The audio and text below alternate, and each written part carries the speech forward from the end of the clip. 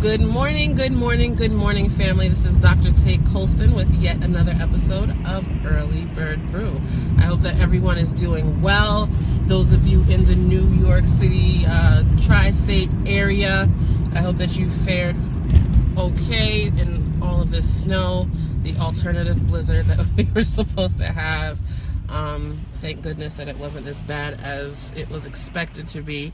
For those of you who are not, sorry about that. So yes, those of you who are not in the tri-state area, I hope that you are doing well also. And I know it's been raining in various parts of the country, so I hope you fared well with that as well. So the art of relationships, this is part 3 in my 3-part series.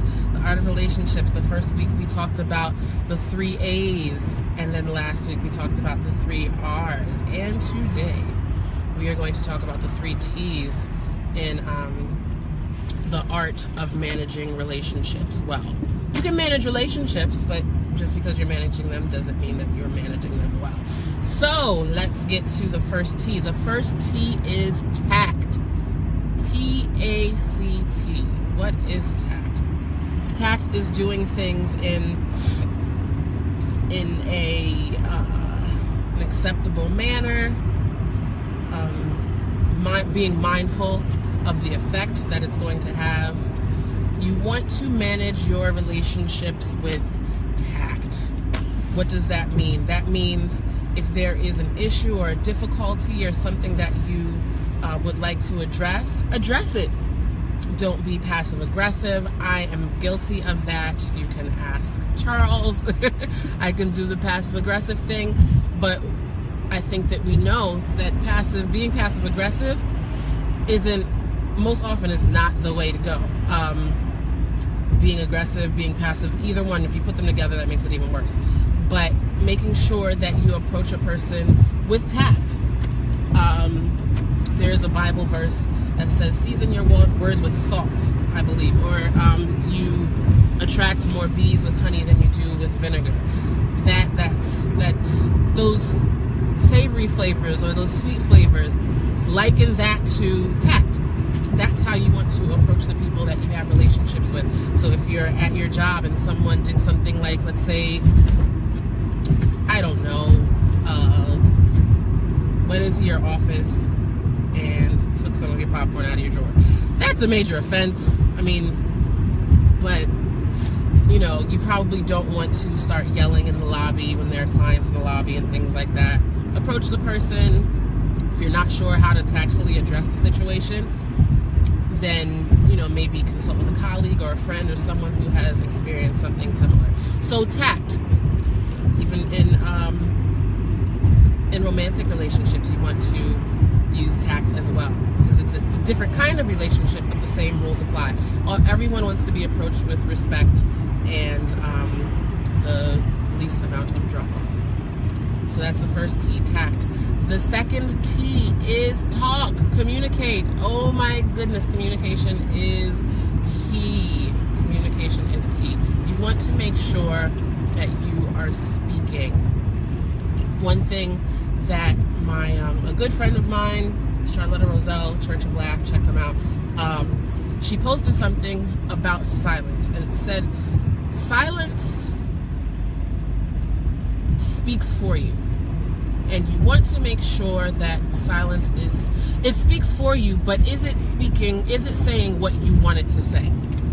So in your silence, a person things are left up to the imagination pretty much. So you want to make sure that you're communicating your thoughts, your feelings, your desires, your outlook, or your point of view. Communicate that, because if you don't, the silence could be telling a completely different story. So you want to make sure that you are communicating effectively, and that might be another early bird brew topic. Effective communication, not affective, because affective means that you're doing it strictly with feelings. Not to say that feelings are bad, but sometimes our feelings get in the way of good judgment, and our feelings can also get in the way of tact, as we said. So You want to make sure that you are communicating and communicating effectively. So tact, talk, and the last T, together. You might be thinking, but this is not romantic relationships. Work together. You have to work together to make a relationship work. No relationship should be one-sided. And that's a work relationship, a spousal relationship, any kind of a familial relationship. It takes work to maintain a relationship in a positive manner. So you want to make sure that the work is being done together. You want to make sure that the work is being done together. Because if one person is putting in the bulk of the effort to make the relationship work, then that person eventually gets burnt out. And the other person turns around and might be saying, well, what happened? Things fell apart. Well, that might be because the other party wasn't playing their role or contributing the way they should have been contributing. So just a recap for those of you who just, hey, G Dot, my co-host for the Rise Up Worldwide radio show. You can catch us on a number of outlets, but I'll do my plug as I always do at the end of Early Bird Brew.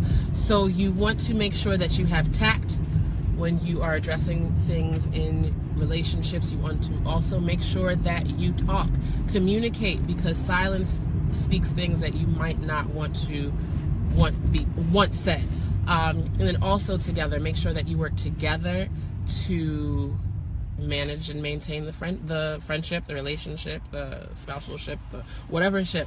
You want to make sure that you work together, because just like any other effort, like on a team, relationships take a team effort, and when a team effort is not being put forth, that's when things start to go awry.